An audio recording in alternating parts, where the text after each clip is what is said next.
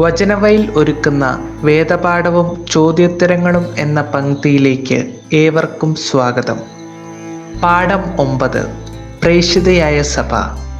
ഉത്ഥാനശേഷം ഈശോ തൻ്റെ ശിഷ്യന്മാർക്ക് പ്രത്യക്ഷപ്പെട്ടുകൊണ്ട് പറഞ്ഞു, എൻ്റെ പിതാവ് എന്നെ അയച്ചതുപോലെ ഞാനും നിങ്ങളെ അയക്കുന്നു. നിങ്ങൾ പോയി എല്ലാ ജനതകളെയും ശിഷ്യപ്പെടുത്തുവിൻ. പിതാവിൻ്റെയും പുത്രൻ്റെയും പരിശുദ്ധാത്മാവിൻ്റെയും നാമത്തിൽ അവർക്ക് ജ്ഞാനസ്നാനം നൽകുവിൻ. ഞാൻ കൽപ്പിച്ചിട്ടുള്ളവയെല്ലാം അനുസരിക്കുവാൻ അവരെ പഠിപ്പിക്കുവിൻ. ലോകത്തിൽ ഈശോയ്ക്ക് സാക്ഷ്യം വഹിക്കുവാനുള്ള ദൗത്യമാണ് അവിടുന്ന് സഭയെ ഭരമേൽപ്പിച്ചത്. അതിനാൽ സഭ സ്വഭാവത്താലെ പ്രേഷിതയാണ്. മിശിഹ ദൈവത്താൽ അയക്കപ്പെട്ടവൻ. ഈശോ ദൈവത്താൽ അയക്കപ്പെട്ട ആദ്യ പ്രേഷിതനാണ്.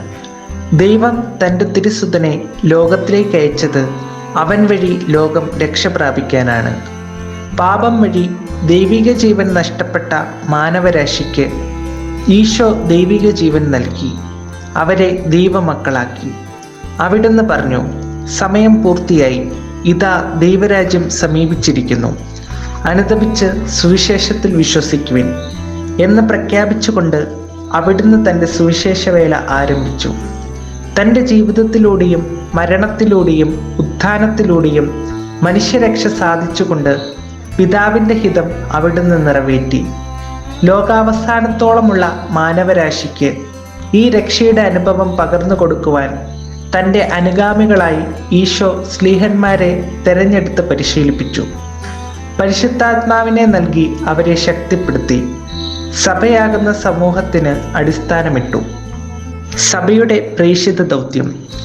ഈശോ ലോകത്തിൻ്റെ ഏകരക്ഷകനാണ് എന്ന സത്യം സകല ജനപദങ്ങളെയും അറിയിക്കുവാനും എല്ലാവരെയും ഈ രക്ഷയിലേക്ക് ആനയിക്കുവാനും സഭ നിയുക്തയായിരിക്കുന്നു. മിശിഹായെ അറിഞ്ഞിട്ടില്ലാത്തവർക്ക് മിശിഹായെ അറിയിച്ചു കൊടുക്കുവാനുള്ള കടമ എല്ലാ വിശ്വാസികൾക്കും ഉണ്ട്. അതോടൊപ്പം തങ്ങൾക്ക് ലഭിച്ച വിശ്വാസത്തിൽ ആഴപ്പെട്ട് വളരുവാനും മറ്റുള്ളവരെ വളർത്തുവാനുമുള്ള ചുമതലയും സഭാമക്കൾക്കുണ്ട്. സഭ ഈ ദൗത്യം 3 വിധത്തിൽ നിർവഹിക്കുന്നു. മിശിഹായെ ഒരിക്കലും അറിയുകയോ കേൾക്കുകയോ ചെയ്തിട്ടില്ലാത്തവരോടുള്ള സുവിശേഷ പ്രഘോഷണം. മിശിഹായിലുള്ള വിശ്വാസത്തിലൂടെ രക്ഷയിലേക്ക് കടന്നു വന്നവരെ വിശ്വാസ രഹസ്യങ്ങളിൽ ആഴപ്പെടുത്തുവാനുള്ള സുവിശേഷ പ്രബോധനം. മിശിഹായെ അറിഞ്ഞ് അവിടുന്നിൽ വിശ്വസിച്ച് ജ്ഞാനസ്നാനം സ്വീകരിച്ചവരെങ്കിലും വിശ്വാസ ജീവിതം ക്ഷയിച്ചു പോയ ക്രിസ്ത്യാനികളുടെ പുനർസുവിശേഷവത്കരണം. സ്ലീഹന്മാരുടെ പ്രേഷിത പ്രവർത്തനങ്ങൾ. സ്ലീഹന്മാരെ മിശിഹ വിളിച്ചതും തിരഞ്ഞെടുത്തതും പരിശീലിപ്പിച്ചതും നിയോഗിച്ചതും പ്രേഷിത ദൗത്യം നിറവേറ്റുന്നതിനു വേണ്ടിയായിരുന്നു. എന്നാൽ അവർ യഥാർത്ഥ പ്രേഷിതരായി തീർന്നത് പന്തക്കുസ്ത ദിനത്തിൽ പരിശുദ്ധാത്മാവിനെ സ്വീകരിച്ചു കഴിഞ്ഞപ്പോഴാണ്. പരിശുദ്ധാത്മാവിനാൽ നിറഞ്ഞപ്പോൾ അതുവരെ ഭീരുക്കളായിരുന്നവർ ധീരതയോടെ തിരുവചനം പ്രഘോഷിച്ചു. തങ്ങൾക്ക് ലഭിച്ച ഉത്ഥാനാനുഭവത്തിൻ്റെ വെളിച്ചത്തിലും പഴയ നിയമത്തിലെ പ്രവചനങ്ങളുടെ പശ്ചാത്തലത്തിലും ഈശോയെക്കുറിച്ച് അവർ പ്രസംഗിച്ചു. നസ്രായനായ ഈശോ കർത്താവും മിശിഹായും ലോകരക്ഷകനുമായ ദൈവപുത്രനാണെന്ന് അവർ സാക്ഷ്യപ്പെടുത്തി. പീഡനങ്ങളും ഞെരുക്കങ്ങളും മർദ്ദനങ്ങളും കാരാഗ്രഹവാസവും അനുഭവപ്പെട്ടപ്പോഴും ഈ സാക്ഷ്യം വഹിക്കലിൽ അവർ ധീരതയോടെ മുന്നേറി. സ്ലീഹന്മാരുടെ പ്രേഷിത വേലയുടെ ഫലമായി സഭ വളർന്ന് പുഷ്ടി പ്രാപിച്ചു. അംഗസഖ്യ വർദ്ധിക്കുകയും നാനാഭാഗങ്ങളിലേക്കും വ്യാപിക്കുകയും ചെയ്തു. മാർത്തോമാ സ്ലീഹായുടെ പ്രേഷിത പ്രവർത്തനം.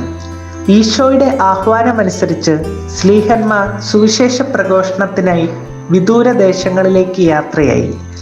സുവിശേഷ ദീപവുമായി ഇന്ത്യയിലേക്ക് വന്നത് മാർത്തോമാ സ്ലീഹയായിരുന്നു. AD 52 അദ്ദേഹം കൊടുങ്ങല്ലൂരിൽ വന്നിറങ്ങി. സുറിയാനി ഭാഷ സംസാരിക്കുന്ന ഒരു പ്രബല യഹൂദ സമൂഹം തെക്കേ ഇന്ത്യയിൽ പലയിടത്തും ഉണ്ടായിരുന്നു.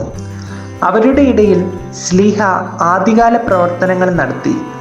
പിന്നീട് തോമാസ് സ്ലീഹ പാലയൂർ, കോട്ടക്കാവ്, കോക്കമംഗലം, കൊല്ലം, നിരണം, നിലയ്ക്കൽ എന്നീ സ്ഥലങ്ങളിലും സുവിശേഷം പ്രസംഗിക്കുകയും സഭാ സമൂഹങ്ങൾ സ്ഥാപിക്കുകയും ചെയ്തു. ഭാരതസഭയെ നയിക്കുവാൻ വൈദികാധികാരികളെ നിയമിച്ച ശ്ലീഹ അനന്തരം പാണ്ഡ്യദേശത്തേക്കും അവിടെ നിന്ന് മൈലാപ്പൂരിലേക്കും പോയി. മൈലാപ്പൂരിനടുത്ത് ചിന്നമലയിൽ വെച്ച് വധഭീഷണി ഉണ്ടായതിനെ തുടർന്ന് അടുത്തുള്ള പെരിയമലയിൽ അഭയം പ്രാപിച്ചെങ്കിലും AD 72 ശത്രുക്കൾ ശൂലം കൊണ്ട് കുത്തി അദ്ദേഹത്തെ വധിച്ചു. ശ്ലീഹായുടെ മൃതദേഹം സംസ്കരിച്ച സ്ഥലത്താണ് ഇന്നത്തെ സാന്തോം ദദ്രാസന ദേവാലയം സ്ഥിതി ചെയ്യുന്നത്. പൂജ്യാവശിഷ്ടങ്ങൾ 3-ാം നൂറ്റാണ്ടിൽ എദേസായിലേക്കും അവിടെ നിന്നും 1141 കിയോസ് ദ്വീപിലേക്കും 1257 ഇറ്റലിയിലെ പോർത്തോണയിലേക്കും മാറ്റപ്പെട്ടു.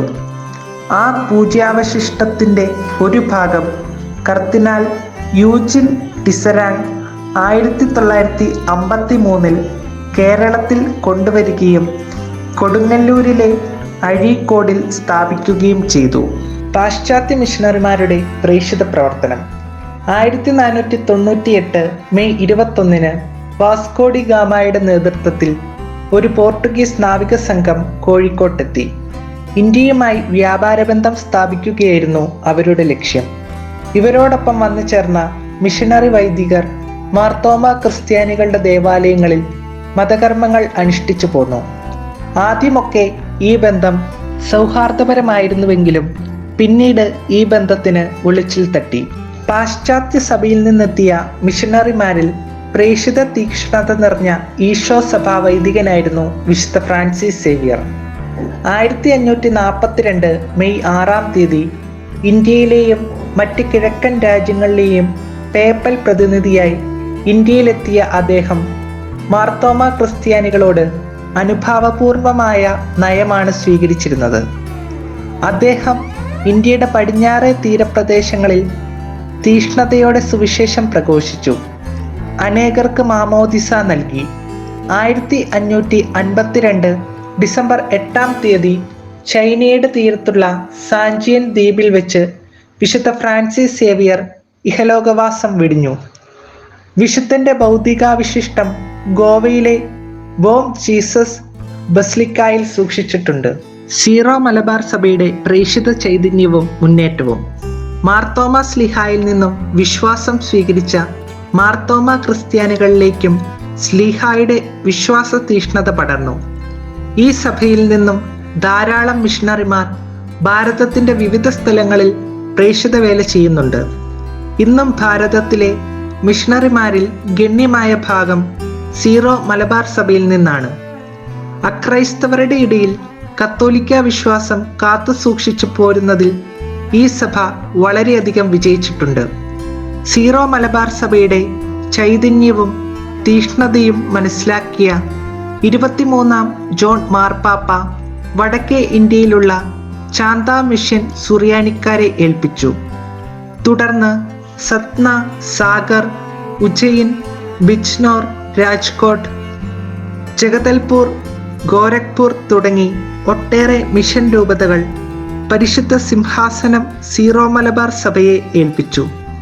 ജോലി, കച്ചവടം തുടങ്ങിയ ആവശ്യങ്ങൾക്കായി മുംബൈ പട്ടണത്തിലേക്കും സമീപ പ്രദേശങ്ങളിലേക്കും കുടിയേറിയ സീറോ മലബാർ സഭാംഗങ്ങളെ ഉദ്ദേശിച്ച് 1988 കല്യാൺ രൂപത സ്ഥാപിതമായി. കേരളത്തിലെ രൂപതകളുടെ മിഷൻ പ്രദേശങ്ങൾ ഉൾപ്പെടുത്തി തെക്ക് തക്കല രൂപതയും വടക്ക് ബൽത്തങ്ങാടി രൂപതയും സ്ഥാപിതമായിട്ടുണ്ട്. ചാന്ത രൂപത വിഭജിക്കപ്പെട്ട് അദിലാബാദ് രൂപതയും സ്ഥാപിതമായി. ഭാരതത്തിനു വെളിയിൽ അമേരിക്കയിലുള്ള ഷിക്കാഗോ രൂപതയും സീറോ മലബാർ സഭയുടെ ഭാഗമാണ്. ഓസ്ട്രേലിയയിലെ മെൽബൺ രൂപതയും സീറോ മലബാർ സഭയുടെ ഭാഗമാണ്. ഓരോ ക്രൈസ്തവനും പ്രേക്ഷിതൻ. മാമോദീസ സ്വീകരിക്കുന്നതോടുകൂടി തന്നെ ഒരുവൻ സഭയുടെ പ്രേക്ഷിത ദൗത്യത്തിൽ പങ്കുചേരുന്നു. സഭാ സമൂഹത്തിന്റെ അടിസ്ഥാനപരമായ പ്രേക്ഷിത ദൗത്യം സുവിശേഷത്തിന് അനുസൃതമായ ജീവിതം വഴി മിശിഹായ്ക്ക് സാക്ഷ്യം വഹിക്കുക എന്നതാണ്. ഈ ദൗത്യം സഭാമക്കൾ നിറവേറ്റുന്നത് പല വിധത്തിലാണ്.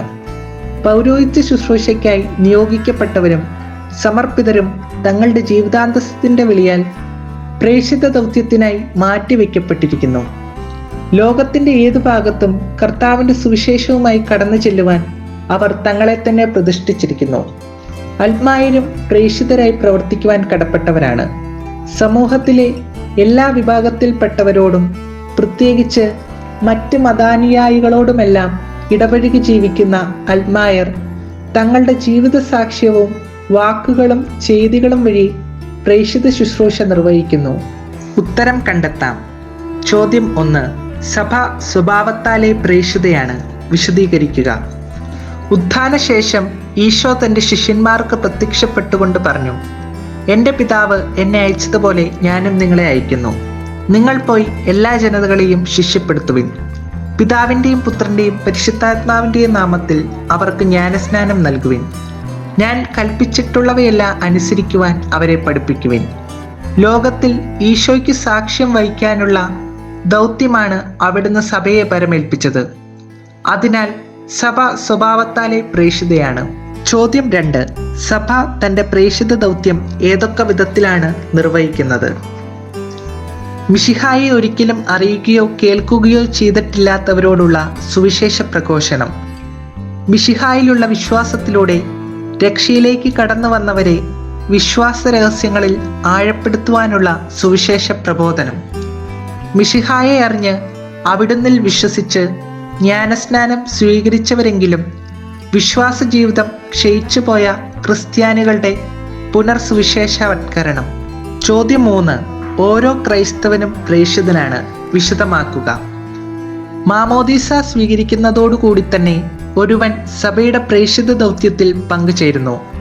സഭാ സമൂഹത്തിന്റെ അടിസ്ഥാനപരമായ പ്രേഷിത ദൗത്യം സുവിശേഷത്തിന് അനുസൃതമായ ജീവിതം വഴി മിശിഹായ്ക്ക് സാക്ഷ്യം വഹിക്കുക എന്നതാണ്. ചോദ്യം 4. നോട്ട് കുറിക്കുക. സീറോ മലബാർ സഭയുടെ പ്രേഷിത മുന്നേറ്റം. മാർത്തോമ സ്ലീഹായിൽ നിന്നും വിശ്വാസം സ്വീകരിച്ച മാർത്തോമ ക്രിസ്ത്യാനികളിലേക്കും സ്ലീഹായുടെ വിശ്വാസ തീഷ്ണത പടർന്നു. ഈ സഭയിൽ നിന്നും ധാരാളം മിഷണറിമാർ ഭാരതത്തിന്റെ വിവിധ സ്ഥലങ്ങളിൽ പ്രേഷിതവേല ചെയ്യുന്നുണ്ട്. ഇന്നും ഭാരതത്തിലെ മിഷണറിമാരിൽ ഗണ്യമായ ഭാഗം സീറോ മലബാർ സഭയിൽ നിന്നാണ്. അക്രൈസ്തവരുടെ ഇടയിൽ കത്തോലിക്ക വിശ്വാസം കാത്തു സൂക്ഷിച്ചു പോരുന്നതിൽ ഈ സഭ വളരെയധികം വിജയിച്ചിട്ടുണ്ട്. സീറോ മലബാർ സഭയുടെ ചൈതന്യവും തീഷ്ണതയും മനസ്സിലാക്കിയ 23-ാം ജോൺ മാർപ്പാപ്പ വടക്കേ ഇന്ത്യയിലുള്ള ചാന്ത മിഷൻ സുറിയാനിക്കാരെ ഏൽപ്പിച്ചു.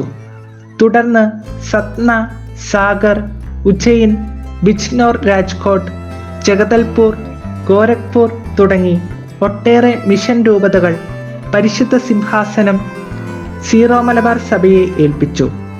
ജോലി, കച്ചവടം തുടങ്ങിയ ആവശ്യങ്ങൾക്കായി മുംബൈ പട്ടണത്തിലേക്കും സമീപ പ്രദേശങ്ങളിലേക്കും കുടിയേറിയ സീറോ മലബാർ സഭാംഗങ്ങളെ ഉദ്ദേശിച്ച് 1988-ൽ കല്യാൺ രൂപത സ്ഥാപിതമായി.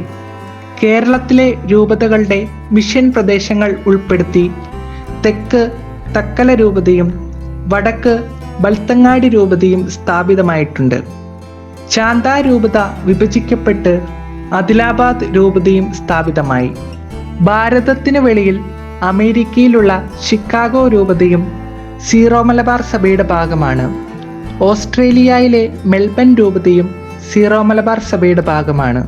ചോദ്യം 5. സഭാ സന്താനങ്ങൾ എന്ന നിലയിൽ സഭയുടെ പ്രേഷിത ദൗത്യത്തിൽ നമുക്ക് എങ്ങനെ പങ്കുചേരാം? ഈ ദൗത്യം സഭാമക്കൾ നിറവേറ്റുന്നത് പല വിധത്തിലാണ്. പൗരോഹിത്യ ശുശ്രൂഷയ്ക്കായി നിയോഗിക്കപ്പെട്ടവരും സമർപ്പിതരും തങ്ങളുടെ ജീവിതാന്തസ്സിന്റെ വിളിയാൽ പ്രേഷിത ദൗത്യത്തിനായി മാറ്റിവെക്കപ്പെട്ടിരിക്കുന്നു. ലോകത്തിന്റെ ഏത് ഭാഗത്തും കർത്താവിന്റെ സുവിശേഷവുമായി കടന്നു ചെല്ലുവാൻ അവർ തങ്ങളെ തന്നെ പ്രതിഷ്ഠിച്ചിരിക്കുന്നു. അൽമായരും പ്രേഷിതരായി പ്രവർത്തിക്കുവാൻ കടപ്പെട്ടവരാണ്.